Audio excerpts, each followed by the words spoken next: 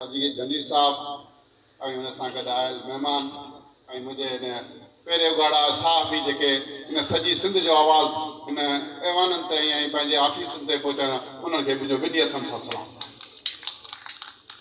ऐं हिन तंज़ीम खे ओॾीमहिल वेलकम कयो त इहा तंज़ीम आहे जेके पंहिंजे हिकिड़े फ़र्द खे तकलीफ़ में ॾिसी कराची खां ॿोरो पहुती, पर ॿियूं उहे तंज़ीमूं जेके असां जूं मुख़्तलिफ़ शिकिल में आहिनि उन्हनि खे हेठि करण वारा या लाहौर जा या इस्लामाबाद जा उन्हनि खे कहिड़ो अहसासु आहे। ऐं अॼु कोई हिन मौक़े मां फ़ाइदो वठंदुसि त इस्लामाबाद के जो साहब भी बैठे हुए, मेहरबानी करके कराची के जो साहब भी बैठे हुए, वो पिंडी वाला मिसाल ना दे सिंध वालों को, जिससे सिंध पाकिस्तान को बनाने वाली है।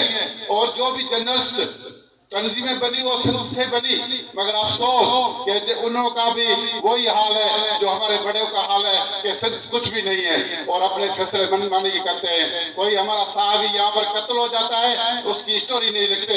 अगर कोई लाहौर का एक छोटा सा वर्कर भी किसी को खारिश हो जाती है तो वो सारे चैनलों पे होता है। बड़ा अफसोस है हमारे उर्दू बोले वाले चैनलों से कि उन्होंने कभी भी हमें ऑन नहीं किया।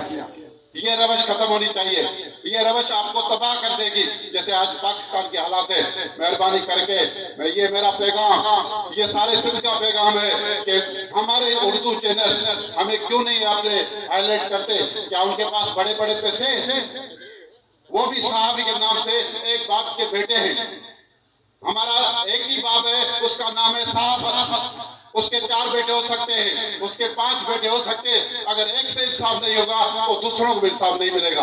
मेहरबानी करके ये हमारे आज का सिंध का पैगाम उन तक पहुंचाए कि सिंध की जो भी हालात हैं, जो भी साहबी की तकलीफ है वो ऐवानों तक पहुंचाए। मेरा कसूर क्या था? साहबी भी पथारी होता है क्या? मुझे एफआईआर में काटा गया, रात को 12 बजे मुझे बुलाया गया कि आप के ऊपर एफआईआर है। कहाँ की एफआईआर है? आपने 25,000 में भोंग लिया है। अभी भोंग देने वाला और लेने वाले को तो देखो, जो मेरे ऊपर फरियादी है उसके ऊपर 20 एफआईआर है बोरो में डकैती की, उसको बनाया जा रहा है मेरे ऊपर। और क्या हुआ, जब हम जेल में गए तो वहाँ क्रिमिनल लोग बैठे हुए थे।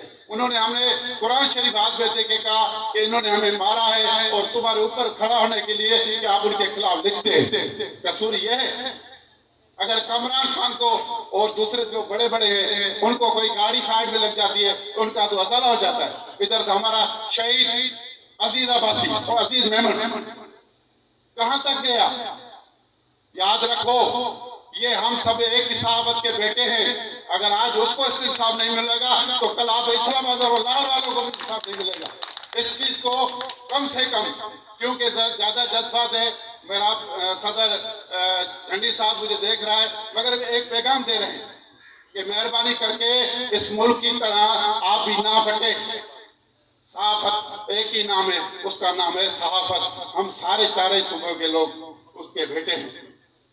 अगर कोई मोरो में होता है तो ऐसे समझे वो इस्लामाबाद में हो रहा है, अगर कोई कराची में होता है तो वो से समझे लाहौर में हो रहा है।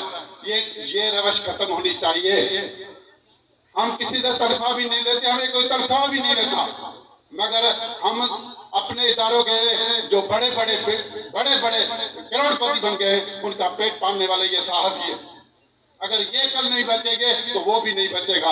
यही पैगाम है। और जनरल जो भी साहबी तंजीमें हैं उनको मैं हाथ जोड़ के कहता हूँ कि बराए मेहरबानी सिंध का जो लीडिंग करता हो उसको वो इज्जत दे, जो पंजाब का होकर इधर आके लीडिंग करे वो हमें नहीं है कबूल। कम से कम हमारा आवाज तो, अगर कल उसी दिन झंडी साहब नहीं पहुंचते तो हो सके हमें और भी तशद के तरह, अजीज के तरह हमें भी कत्ल कर देता।